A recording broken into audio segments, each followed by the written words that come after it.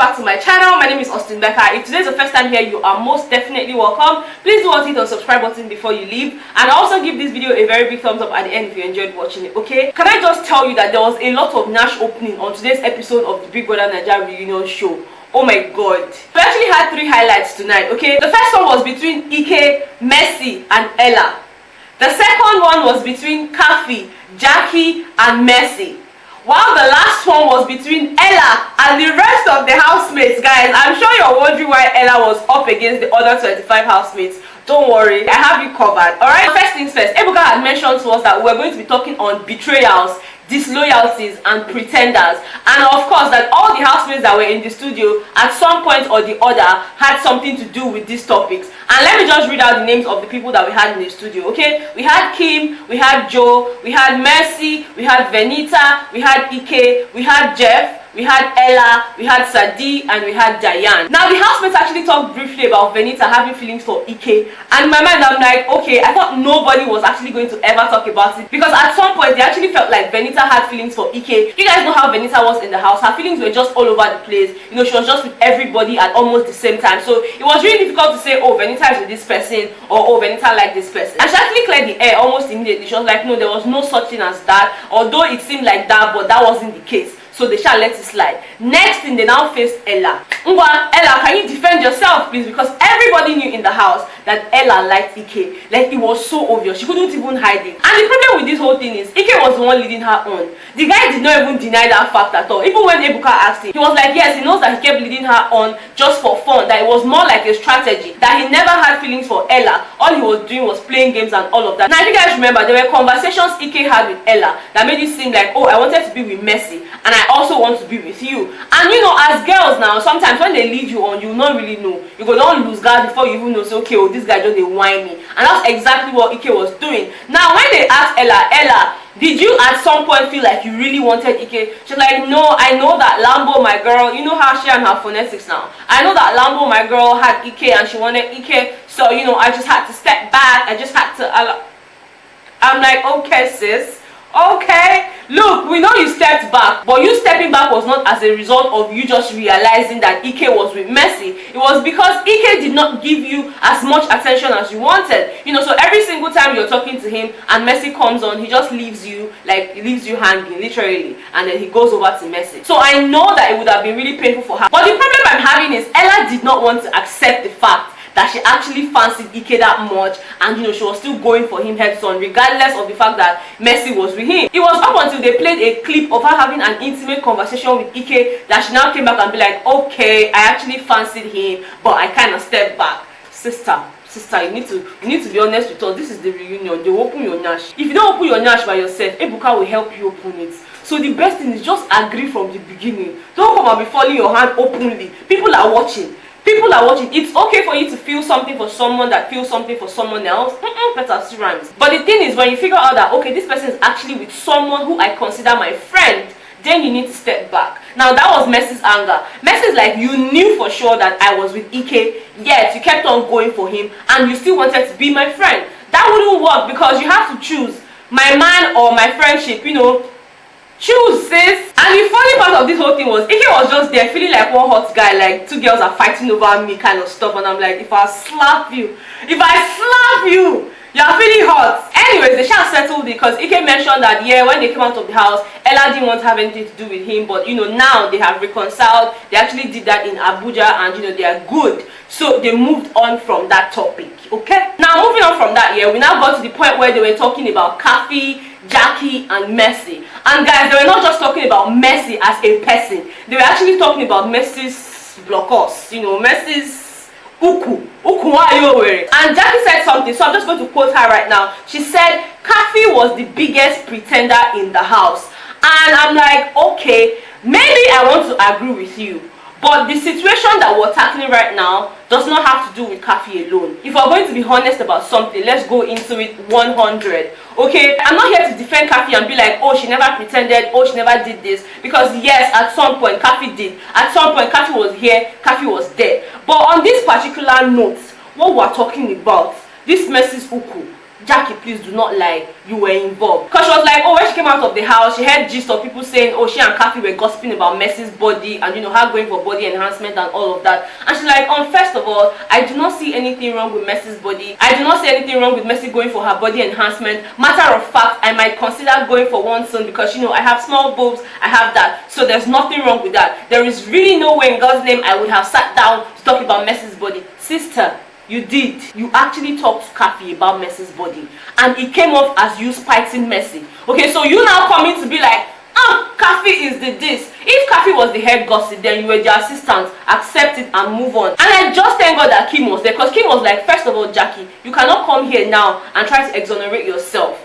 You enabled the conversation with Kathy, and it came off as gossip, so just accept it and move on. And I'm like, go girl. Yup. Tell her, because now she won't on the form holier than thou. Jackie, I'm sorry you had that conversation.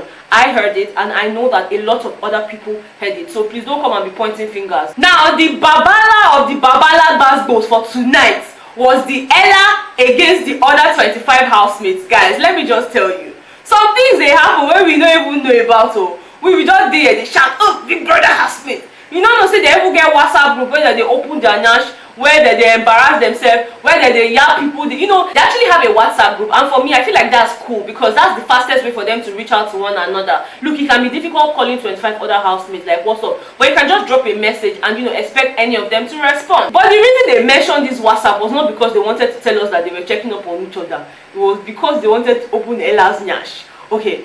Cool, so they had asked Venita, did you meet Ella in the house? And Venita is like, oh no, I did not meet her, but I heard stuff about her. And they're like, okay, so after the show, did you get to meet her and stuff like that? And Venita was like, oh, I kind of heard about her, and I heard she's a vocalist, she's this, but that was it. And at the point where we felt like, okay, that's it. Next thing, Venita was like, you know what, let's just spill it, like, let's just bring everything out. And I'm like, yes! Time for table breaking. And she's like, first of all, when I got out of the house, I met Ella, just like every other housemate and all of that. And although I met Ella through Mercy, Ella came to me to ask me to borrow her some money. And in my mind, I'm like, gang.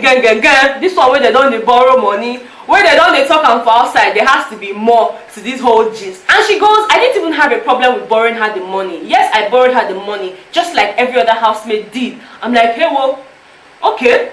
Ella is now the borrower, and you guys are the borrowee. I want to talk her. And she was like, look, I didn't have a problem with borrowing Ella money, neither did the other housemates, okay? But the problem I actually had with Ella was the fact that I felt like she was being deceitful, and I feel like she's even bipolar. Like, we need to check her properly to be sure that she's not bipolar. Because one day she says one thing, the next minute she's saying another thing. And they're like, okay, can you, buttress on that point? Can you tell us more? Like, what do you mean by she being deceitful and being bipolar? And then it was at this point that Venita agreed to give us the whole gist. That Venita, her mouth when they stay one place. And tonight, I appreciated that her mouth when they stay one place because we for no hear this gist. So she said Ella had come to their WhatsApp group to tell them that her mom was really ill and the bill was a lot, she needed help and all of that stuff. Cool. The other housemates then rallied around, contributed the money and gave her to go and take care of her mom and all of that stuff. Now, after they gave her that money, Ella switched off on all of them. Like, she wasn't responding to WhatsApp messages anymore. She wasn't talking to them on the group anymore. Even when Kim had asked her on the WhatsApp group, okay, what hospital is your mom so that we can at least pay her visits and all of that, Ella did not respond. And that kind of got the other housemates upset. Like, what do you mean? You came to us for help.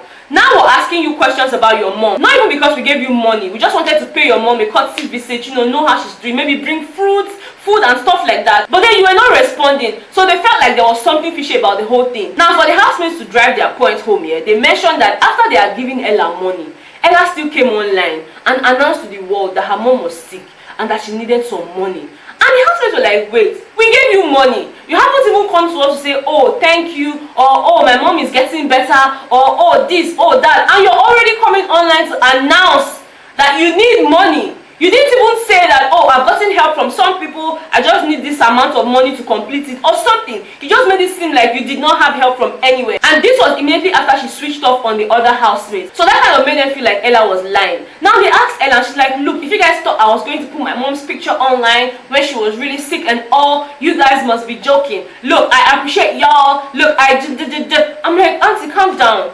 The way you even sound, you sound like you are lying. Because when they asked her question, she wants to be using phonetics to scatter it. She was like, first of all, my brother had called me that my mom was upset that I'm putting her picture online. In fact, my mom didn't want to even see me. So I get that you guys may have been disappointed. I get that you guys may have been this. I appreciate y'all, but look, I did what I had to do. I did what I had to do. The deed has already been done. Sister, you're not making sense. All you owed the housemates was come back on the WhatsApp group. Guys, thank you so much for the money you gave me. It was not enough, so I still need to ask people. If you had done that, that would have made more sense than you collecting money here and then switching off on this side, and then next thing you're going online. To me, that was actually very fishy. And the funny thing is, when they were now talking about it, Ella now broke down. I don't understand. Are we supposed to call this one emotional blackmail or what? Because this girl started crying. She cried so much that she even walked out of the studio. Cried though, then came back to the studio, and then Joe was like, you know what, let's just drop it. It's fine. Thank God your mom is fine. And that's how they closed the matter, because she was crying. They even talked about her releasing a song shortly after she said her mom was dying. You know, she released a song like 2 days after or something. And they're wondering, if your mom is dying, you should be out there taking care of your mom, not coming online with a face that was fully beat and telling us that you're releasing a single. It just seemed like you collected money from people to do your music. I mean, I'm sorry, but that's how I say it. And this you're crying, man, I don't really understand it. I don't think you reached down the soul. I get that your mom was ill. Maybe at this point, I really don't even know, because they said we did not even see anything, we did not hear about your mom, you did not tell us whether she was okay. How's your mom doing now? And she said her mom is still recovering. So I wish her mom a very speedy recovery, because this recovery don't they take. This is not to say that her mom wasn't ill, but Ella sounded like someone who was lying, in my opinion. I might be wrong, but you know, it is what it is. Like, I've said it, okay? Ella, if your mom was really ill, I really pray for her to get well soon, since you said she's recovering. But if you're lying, God will forgive you too, okay? I mean, you needed the money, so yeah, you had to do it in a very desperate manner, and you know, that's okay. Who am I to judge? You know what? It's fine, because like they say, desperate people do the most. So I'm signing out. I don't have anything to tell you people again, because that's everything that happened on the show today. Okay, I just felt like that her cry. Better I don't do it to be your own. Guys, thank you so much for watching this video. If you enjoyed watching it, please don't forget to give me a very big thumbs up. Subscribe to my channel if you haven't subscribed, and I will see you guys tomorrow. Alright, bye.